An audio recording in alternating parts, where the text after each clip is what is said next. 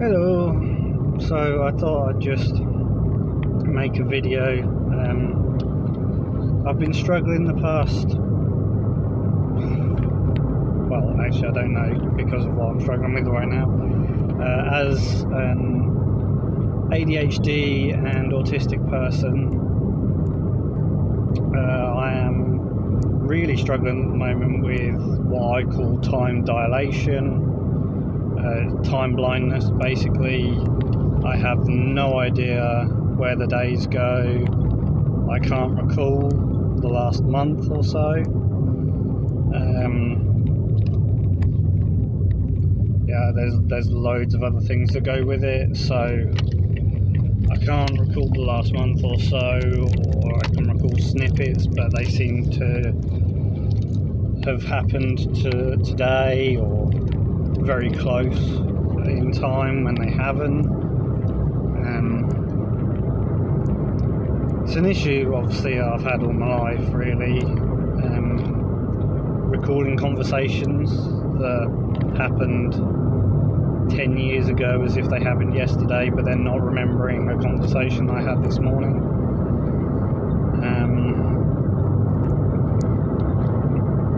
And so on.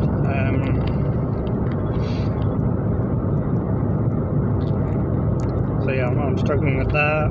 I guess I don't know what you'd call it. I would say regressing a little bit within my mental health. I'm, sort of going backwards in my want to not socialise. Sort of being very inward and uncomfortable in social situations. I do things like karate and stuff, which, as you can imagine, is quite an uncomfortable thing to do. You're in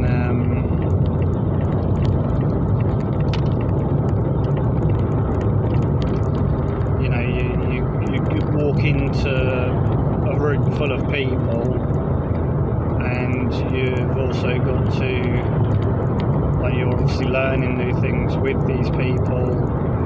You have to spar with these people, and one thing I really struggle to do is to change my sparring partner, which is obviously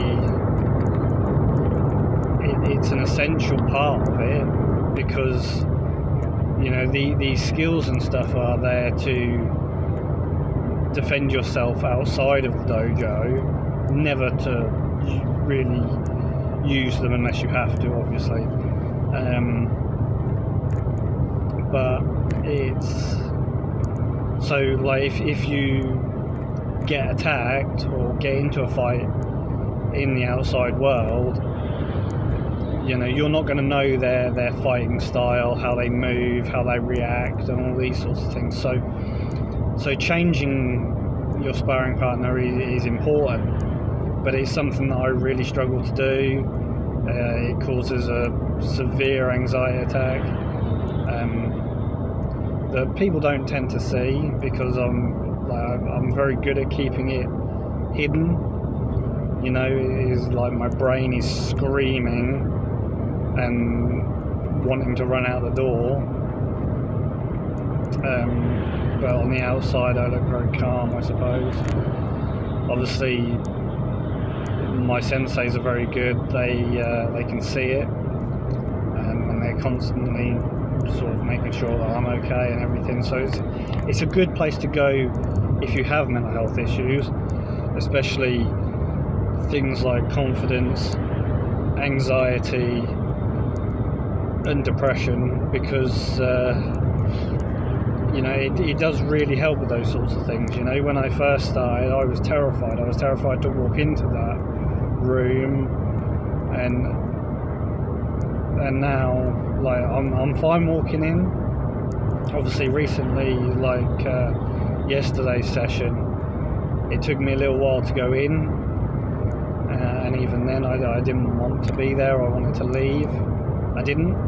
and and it was good, and I felt good afterwards, and that's the point of it. It's overcoming overcoming the fear of things. And one of my sensei said to me the other day, it's getting to be comfortable in the uncomfortable, and that's what karate is about as well. It is about your mindset and being able to be comfortable outside of your comfort zone. I'm 31, right, and I have struggled going outside since before I can remember. So I've never been comfortable in public. I've never been comfortable around people. I've never, gone to parties that I haven't been forced to go to for like family events and stuff.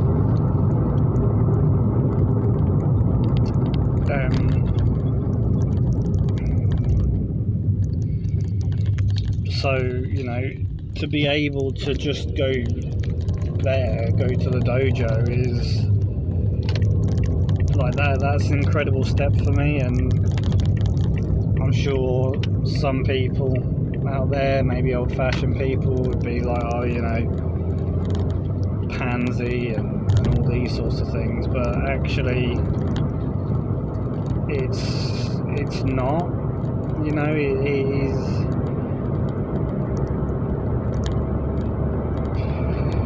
It depends on our situations growing up, what we've gone through, how we dealt going through these sorts of things, and as well, on the added effect of that, having autism means that I react differently to these situations anyway.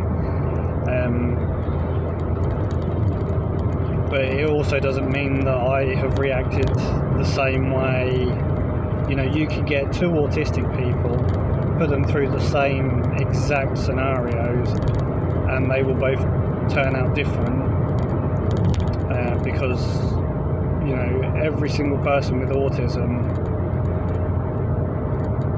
is different. It's the levels of things. So for instance, my biggest thing is communication and crowds. I'm not very good at communicating things. I spent a lot of years being inwards to myself, not expressing myself, fear of crowds, fear of being watched and making mistakes and stuff like that. So that's one thing that I really struggle with, which is a common autistic thing, to not be okay with crowds. But another autistic person, like, they may be like really good and really extroverted at parties and crowds and all these sorts of things, but not have a high level of something that I do. Of course, I don't know what my high levels are.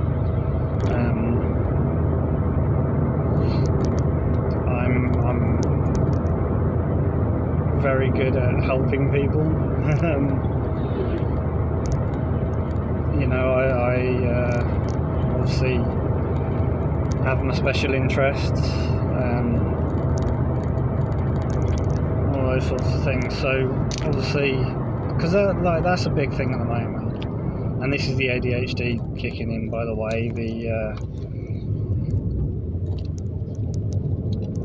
Either not finishing sentences, restarting sentences and stuff like that, or losing completely where I am, or going off on a tangent.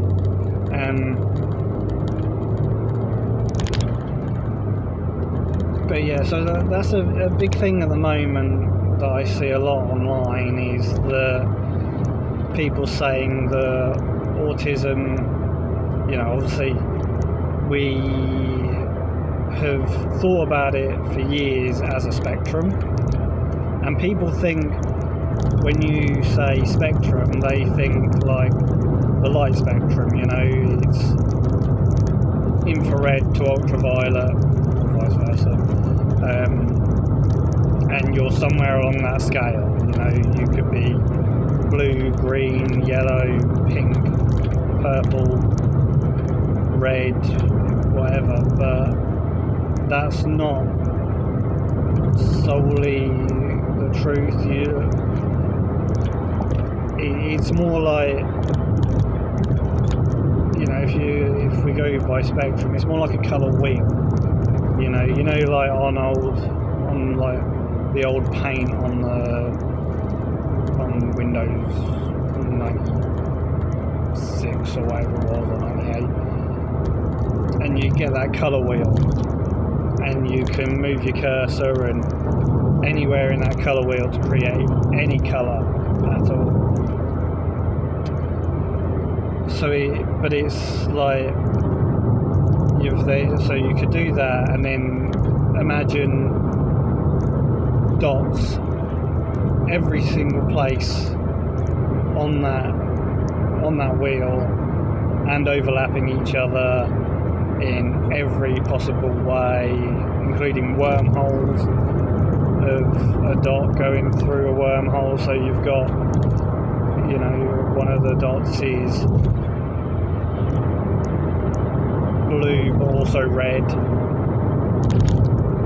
at the same time, and stuff like that. That's what autism is like. Every single person has different levels in every single different thing, and that's something I'm coming to realise is I'm not that much keyed up on the science as other people are, especially people that were maybe diagnosed earlier in life, or people that have done the research, people that do this for a living. There are so many TikTok creators, people on Instagram or even on YouTube, that can do all the explaining. Well, they know a lot more than I do about it. I'm just sort of going off my own experience, and I'm very newly diagnosed, I would say. I was diagnosed with autism in 2021, 2022.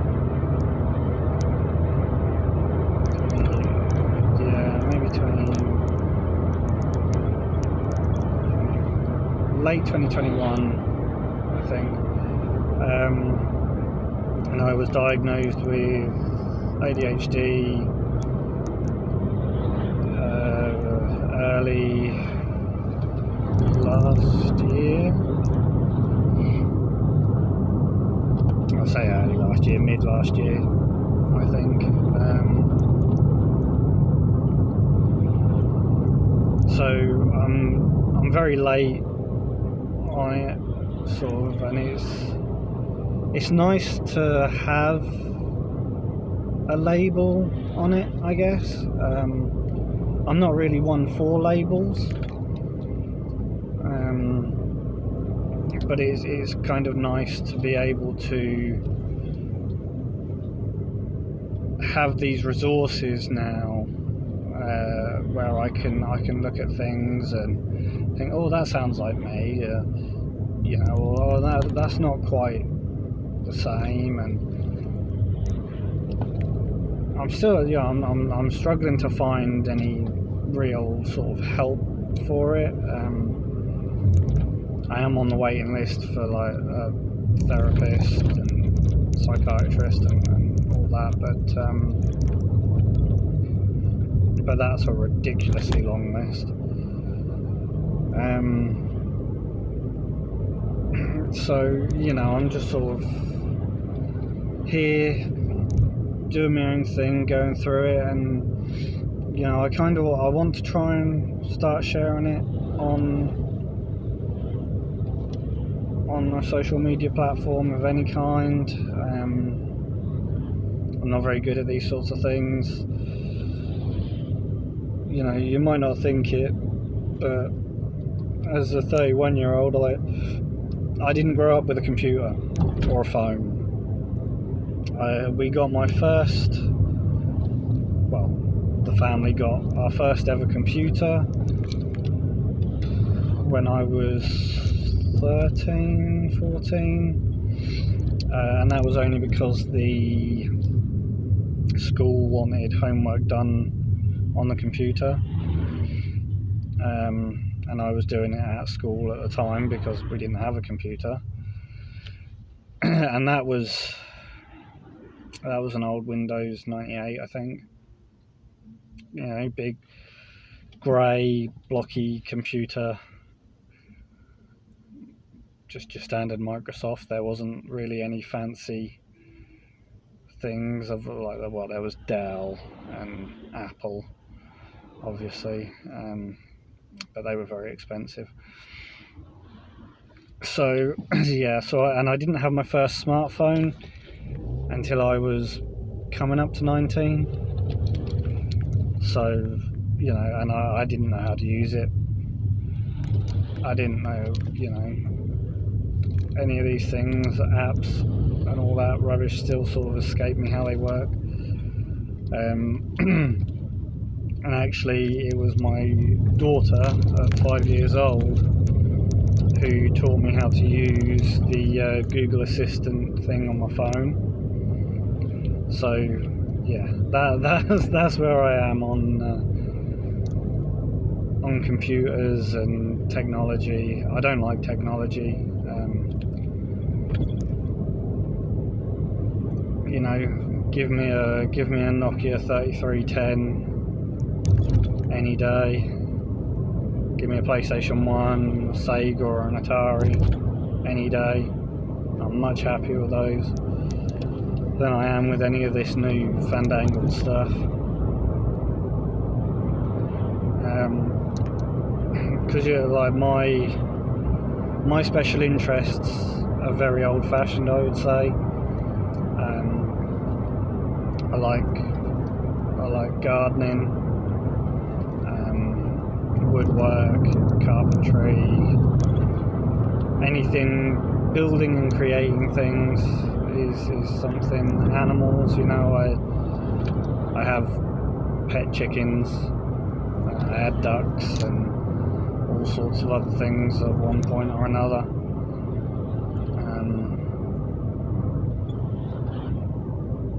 And that's, you know, I've got my type of autism. I think people would describe it as can talk to animals type of autism, not the type of I can solve any mathematical equation type autism. I'm not too bad at maths, and I love science, especially theoretical physics is a massive thing for me. I think at the moment, you know, I love watching and listening to Neil deGrasse Tyson, probably one of the only Americans that, I don't know whether he's American or Canadian, to be honest. I haven't looked that far into it, and I know if he's Canadian he's going to hate me for saying American, which is fair enough. But he's the only one from that continent that I will ever listen to.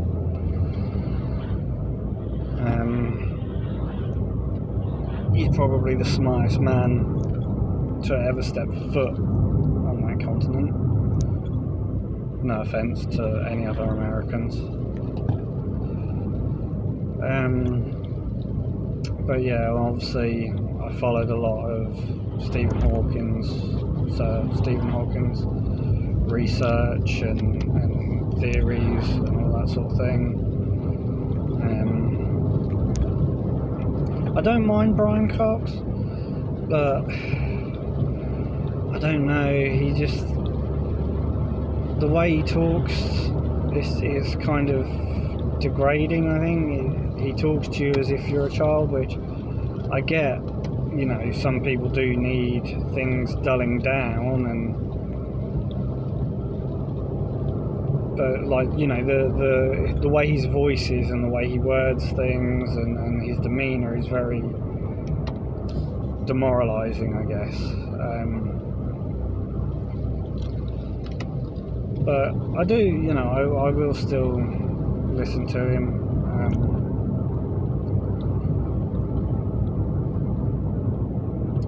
So yeah, that's me going off on another tangent. And by the way, I don't edit any of my videos. They are raw, uncut videos because that's life. I don't see the point in gussying up anything, making it pretty and editing it and editing out all my mistakes or things I don't want to share and all that. Like, what's the point in that? You know, like, this is real. Whereas, you know, like online, people, they edit things and they only put the good things in, and,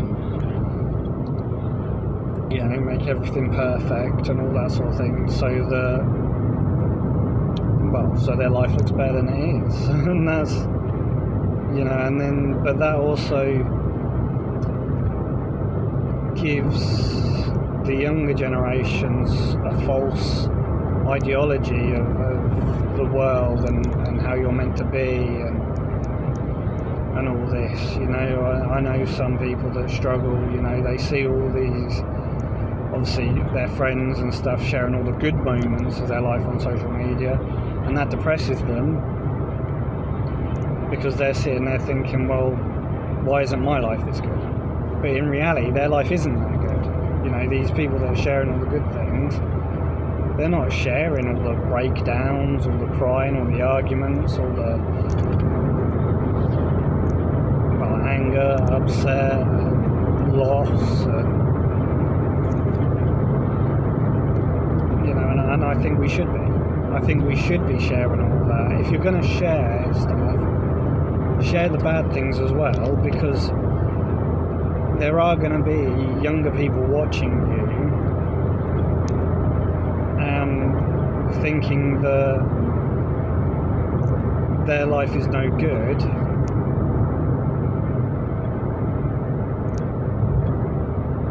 because it's not as good as yours when yours isn't that good. And I think that's important to show them, because you know, now we've got, you know, we've got kids that are unhappy with the way their body looks. You know, you've got 12-year-olds worrying about how their thighs look, and it's like, that just bamboozles me completely. You know, they shouldn't be worrying about those sorts of things ever, not let alone at that age. You know, it shouldn't matter what, like, looks certainly shouldn't be a thing. It has been for years, and it's media and the posh people, or whatever you want to say, that put these things into our heads, that's the way you have to look.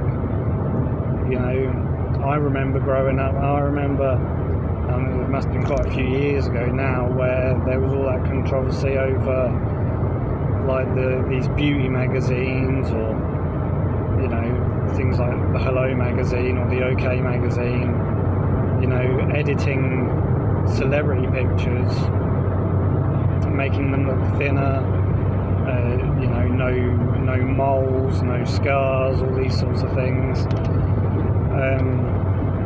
And it was, size 0, which is an American size 0, which is size 6 in the UK. I don't know about any other sizes.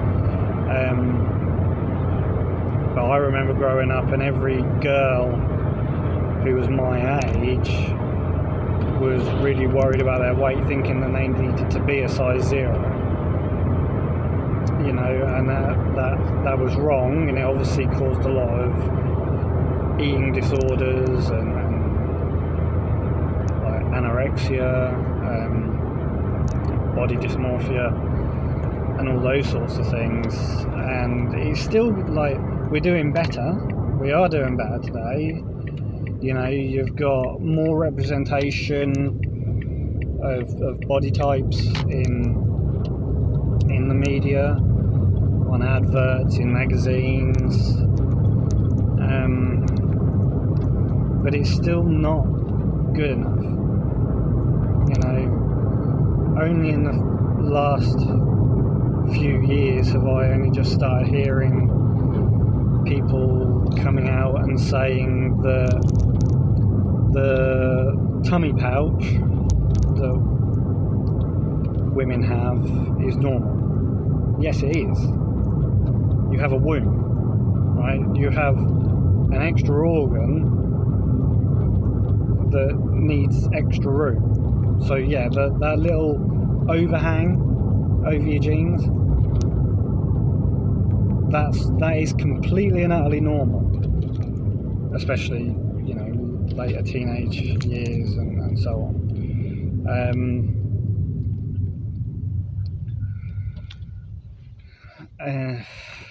To be honest, I forgot where I was going with this, but I'm just going to title this Ramblings of an AuDHD Man, because that's basically what they are.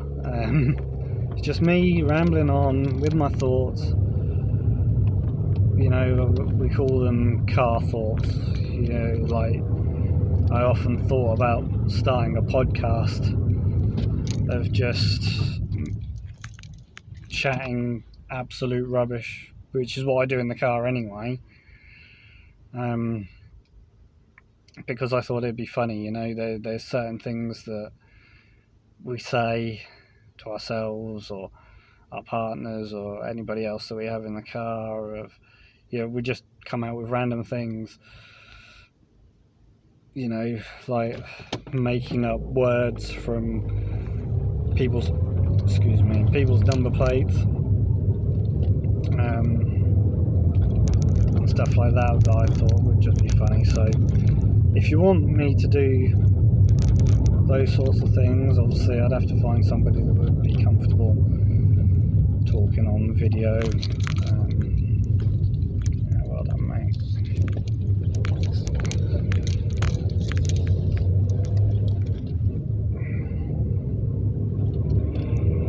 But yeah, so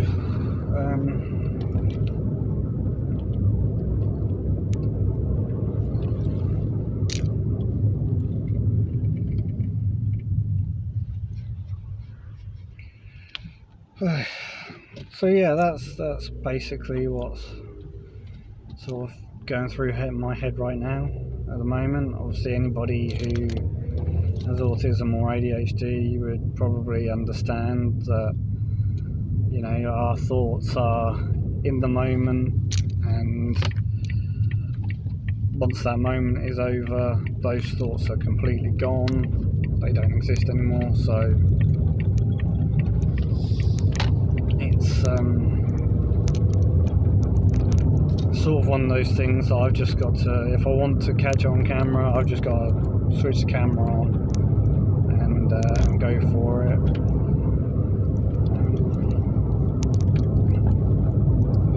But yeah, I hope you enjoyed the video.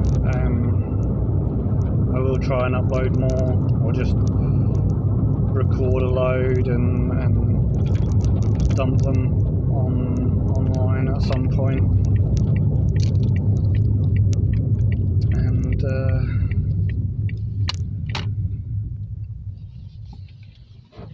yeah, that is basically it for my car journey at the moment. But yeah, let me know if you enjoyed the video, and have a nice weekend, I suppose. Right.